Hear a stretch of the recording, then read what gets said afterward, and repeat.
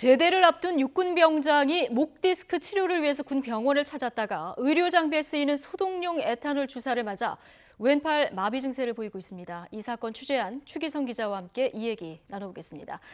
자, 추 기자 어서 오십시오.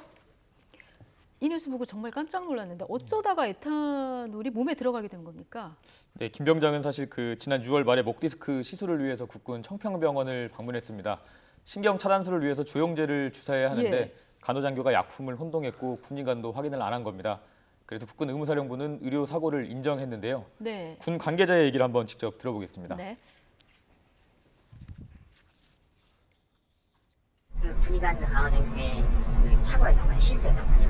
그 시스템 상으로는 둘 다 이제 한 번씩 더 확인을 하게끔 되어 있는데 저희가 이제 그 과정을 간과한 거죠.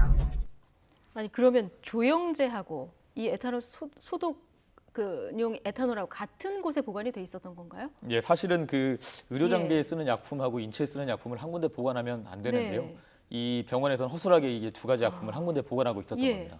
용기도 좀 비슷했나 보죠? 그렇습니다. 용기는 이제 같이 비슷한 용기에 들어 있었는데 예. 이 라벨링이라고 해서 약품 이름이 네. 분명히 다른 게 적혀 있었는데도 간호장교도 확인을 하지 않았고 군의관도 이것 점검하지 않았던 겁니다. 아, 이 황당하고도 엄청난 실수인데요. 에탄올을 몸에 맞게 된 김 병장 지금 상태는 어떻습니까? 김 병장은 지금 사실 왼팔을 아예 쓸 수 없는 상황입니다. 아, 지금 현재로는요. 예. 예, 손가락만 간신히 움직일 수가 네. 있고요. 왼팔을 뭐 들거나 옆으로 움직이는 일도 아예 못 하고 있습니다. 예. 그래서 현재 피해를 보고 있는 김 병장의 얘기를 한번 직접 들어보겠습니다. 네.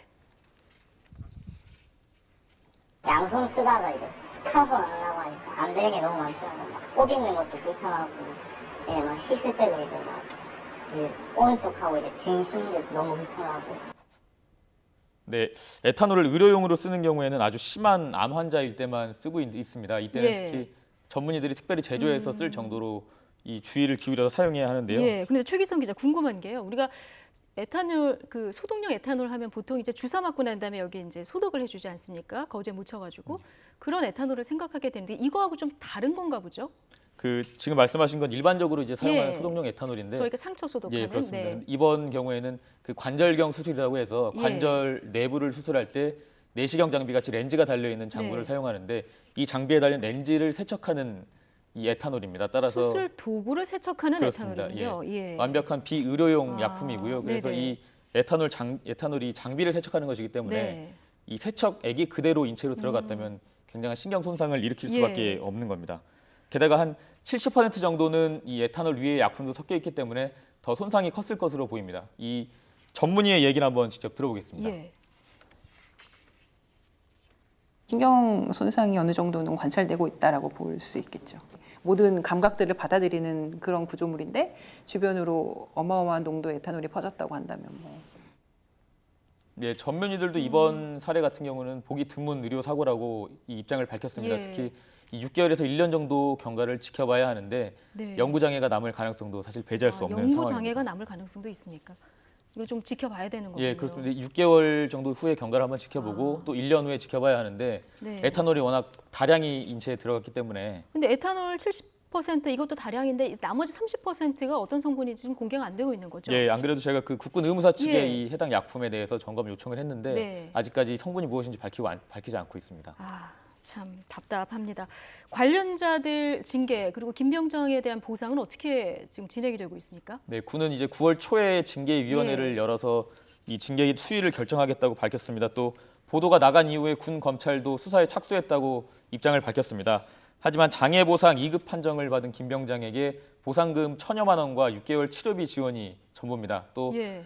이제 의병 전역을 하고 나서 추가로 보상을 받으려면 피해자가 직접 심사를 받고 그 서류를 가지고 보훈처로 가서 심사를 받아서 등급을 다시 판정받아야 되기 때문에 아, 이것도 가족들이 다 해야 되는 일이군요. 그렇습니다. 이 애초에 병원 측에서 얘기했던 거는 완전히 회복될 때까지 책임을 지겠다고 했는데요. 네. 사실상 지금 상황에서는 관계자들 말이 바뀐 만큼 가족들이 네. 좀 분통을 터뜨리고 있습니다. 그럴 수밖에 없겠네요.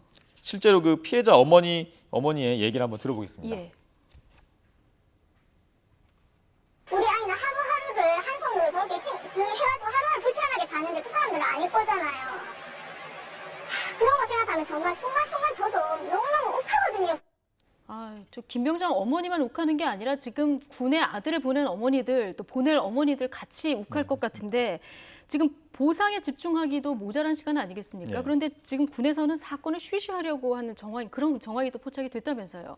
사실 가족들은 가장 예. 이제 분노하는 이유 중에 하나가 제대로 된 사과도 못 받았기 때문입니다. 지금까지 사과도 안 했고. 그렇습니다. 이 찾아와서 사과를 한 사람은 군의관뿐이었고요. 네. 이외에 국군 청평병원장은 한 번도 찾아오지 않고 가족과 전화로만 접촉을 했습니다. 예. 하지만 전화에서도 언론에 제보하면 많은 사람들이 처벌을 당한다면서 너그럽게 용서해달라는 황당한 이야기를 했습니다.